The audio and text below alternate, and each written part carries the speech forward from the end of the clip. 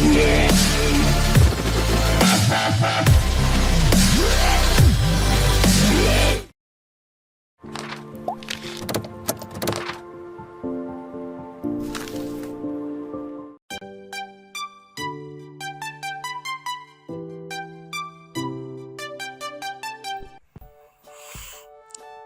baiklah, bismillahirrahmanirrahim. Assalamualaikum warahmatullahi wabarakatuh.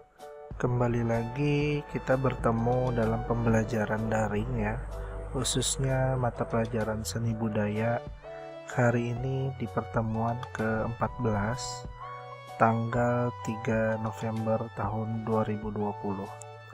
Hari ini kita akan membahas materi tentang olah vokal, di mana materi olah vokal ini adalah materi terakhir dalam bab seni musik yang kita pelajari.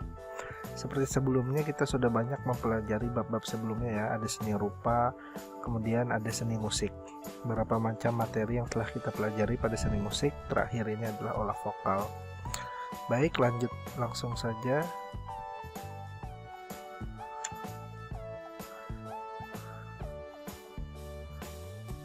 Nah,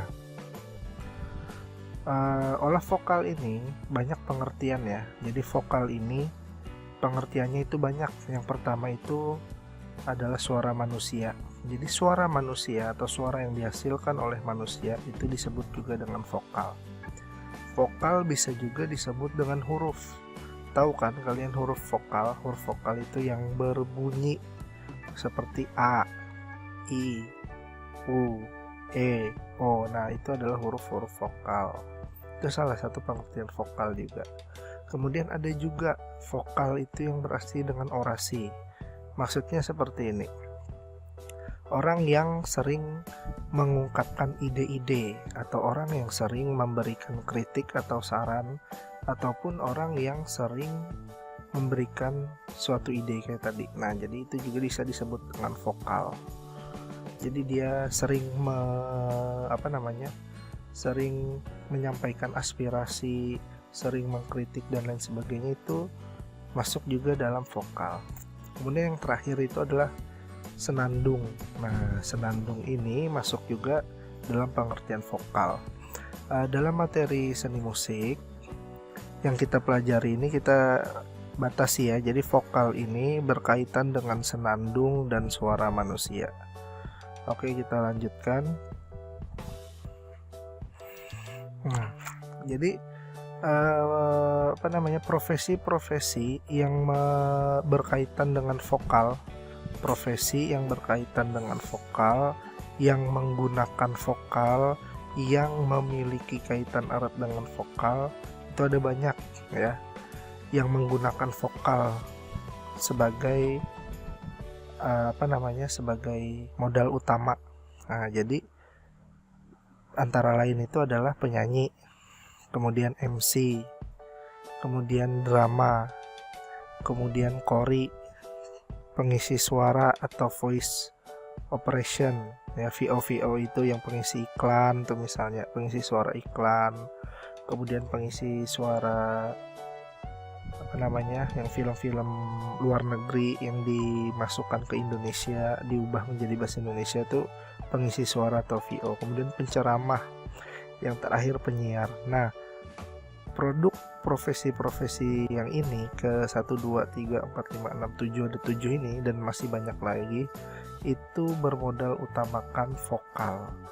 Jadi vokal itu merupakan hal yang paling penting dalam komunikasi. Nah, jadi kan semua ini adalah profesi komunikasi, dari penyanyi hingga penyiar. Kita lanjut.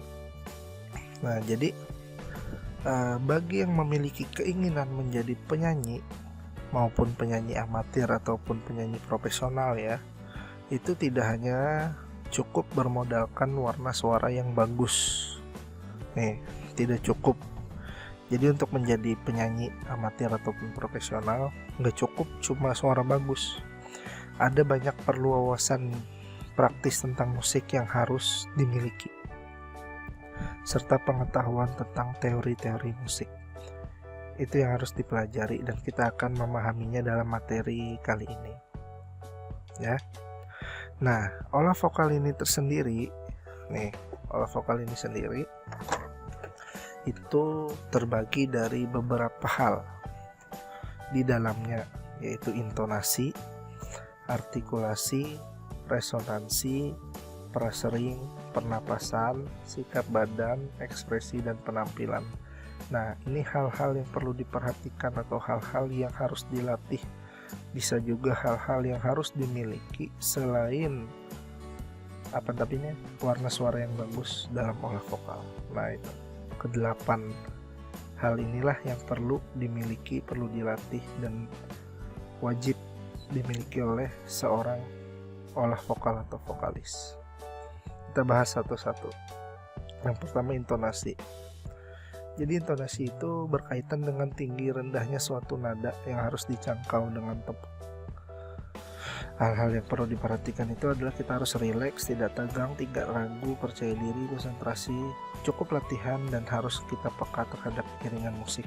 Jadi kita tidak boleh beda musiknya di nada apa, kita nyanyinya di nada apa. Fatal itu. Jadi itu adalah intonasi. Kemudian selanjutnya ada artikulasi.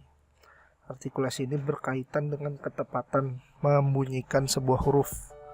Ya, kadang-kadang itu kan orang mengucapkan huruf itu tidak jelas. Misalnya mengucapkan huruf C itu agak kejejean, atau sebaliknya J agak kececean.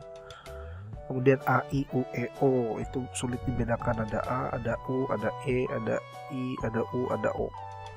Kadang E jadi I, kadang O jadi U. Nah, itu artikulasinya itu harus diperhatikan, karena artikulasi itu adalah ketepatan membunyikan sebuah huruf.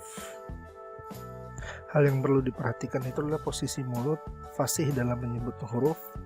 Huruf vokal harus jelas perbedaannya, seperti tadi yang Bapak jelaskan, A, I, U, E, dan O. Lanjut, resonansi. Nah, resonansi ini adalah disebut juga dengan getaran suara atau lengkingan suara. Nah, resonansi ini yang membantu memperbesar luas suara dan memperkuat daya tahan suara.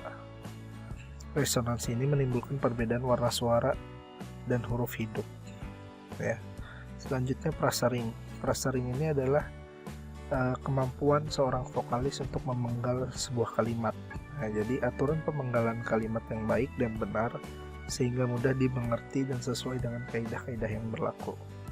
Pemenggalan kalimat musik menjadi bagian yang lebih pendek tetapi tetap mempunyai kesatuan arti. Nah, jadi tujuan prasering ini adalah agar dapat memenggal kalimat musik lebih tepat sesuai dengan isi kalimat. Jadi saat kita bervokal atau melakukan teknik vokal itu memberhentikan di suatu nada berhenti itu harus pas kata-kata dengan nadanya agar mudah dimengerti dan sesuai dengan kaidah yang berlaku. Kemudian pernapasan ini faktor penting juga ya. Jadi pernafasan itu banyak ya, ada pernapasan diafragma, kemudian ada pernapasan dada, kemudian ada pernapasan bahu. Nah, ketiga ini memiliki perbedaan, di mana pernapasan diafragma itu pernapasan yang dilakukan dengan cara mengambil nafas kemudian dimasukkan ke dalam paru-paru sehingga terisi penuh tanpa terjepit. Kalau pernapasan dada itu adalah pernapasan yang dilakukan sepenuhnya dimasukkan ke dalam paru-paru ya, sehingga rongga dada membusung ke depan. Nah, sedangkan pernapasan bahu yaitu pernapasan yang dilakukan dengan cara pengambilan nafas mengembangkan bagian atas paru-paru sehingga mendesak bahu menjadi terangkat ke atas. Itu. Kemudian sikap badan itu juga menentukan dalam teknik olah vokal. Untuk dapat menyanyi dengan baik ya, untuk dapat tampil dengan baik diperlukan sikap tubuh yang rileks namun penuh tenaga. Nah, sikap inilah yang memiliki arti kita melihat seorang vokalis itu bersikap bebas dari semua ketegangan. Ya, kemudian ada ekspresi atau penjiwaan. Nah, yang paling penting itu juga harus dapat membawakan lagu dengan baik dari suatu ciptaan agar lagu tersebut sesuai penyampaiannya. Misalnya lagu sedih, lagu gembira, lagu semangat dan sebagainya. Itu harus sesuai dengan ekspresinya. Nggak bisa lagu sedih kita sambil senang riang menyanyikannya, itu kan nggak nyambung namanya.